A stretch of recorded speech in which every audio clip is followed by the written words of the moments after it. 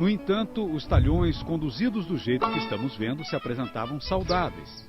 Um verde intenso, tanto o café como o capim entre leiras.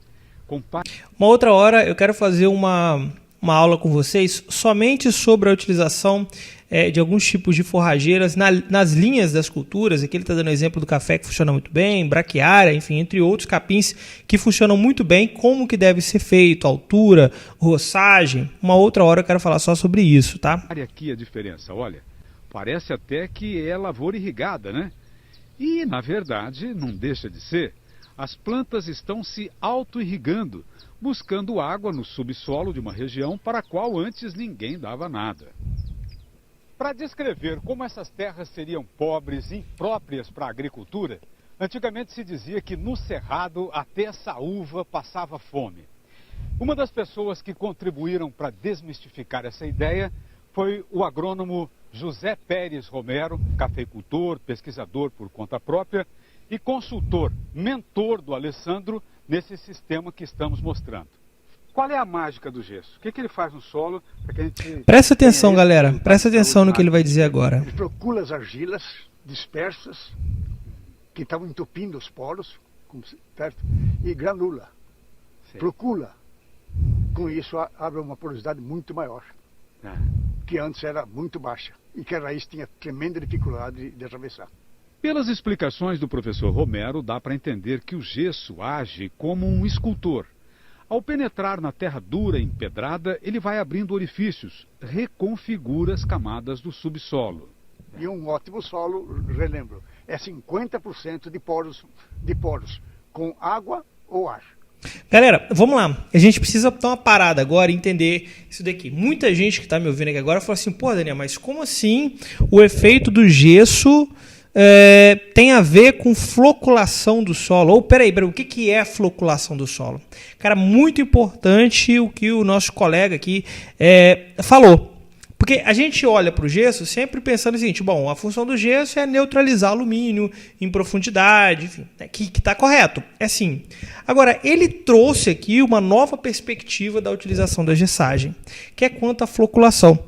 Ele colocou aqui um ponto importante, que ele falou assim, olha, o solo, 50% dele tem que ser ar e água, perfeito. Essa daqui é a configuração ideal de um solo.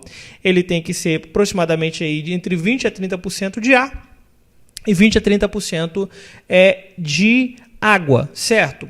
Corretíssimo. Isso aqui é um solo, né, bem formado. Você tem 25, ou 20, 30, enfim, é por aí, certo? E com isso é um solo que ele vai permitir uma boa construção de fertilidade, ele vai conseguir armazenar água em profundidade, perfeitamente.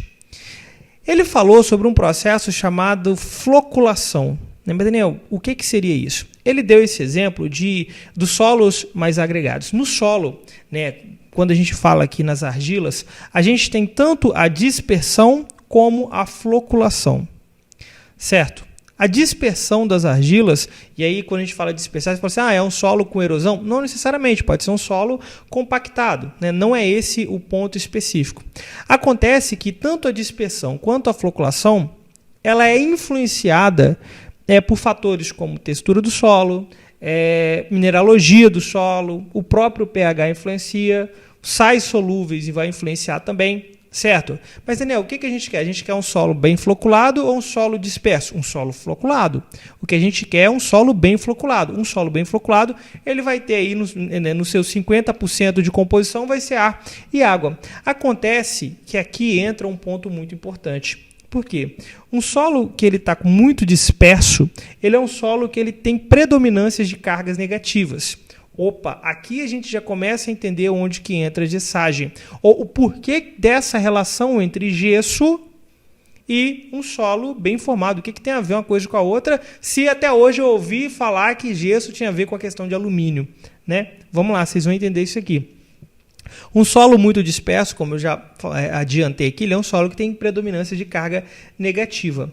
Quando a gente começa a balancear essas cargas negativas no solo, né, balancear ela, principalmente com alguns cátions específicos, vai acontecendo aqui a floculação e microagregação. né, vai formando os microagregados. Isso daqui é o ponto mais importante. O gesso, então, ele vai sim ter essa capacidade, corretamente, como o nosso colega aqui já adiantou, de estar contribuindo para essa floculação. Por quê? Por conta desse balanceamento de cargas negativas que vai estar acontecendo no solo. Isso daqui é a floculação. Então, sim, nessa reportagem, o nosso colega aqui, ele traz, né, que é um professor também, né, ele traz uma dinâmica, um outro olhar para a gessagem que a maior parte não dá. A maior parte só pensa na questão lá de neutralizar o alumínio, mas não.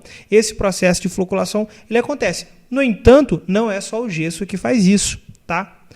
O calcário, por exemplo, ele também vai estar fazendo isso. O calcário ele também tem essa capacidade de estar balanceando. Na verdade, essa é uma das funções dele, né? O óxido de cálcio também, enfim, né? Também tem essa capacidade de estar contribuindo para a floculação. Acontece que o gesso ele vai ter a possibilidade de chegar nas camadas inferiores, ali de 30 a 40 centímetros. Certo?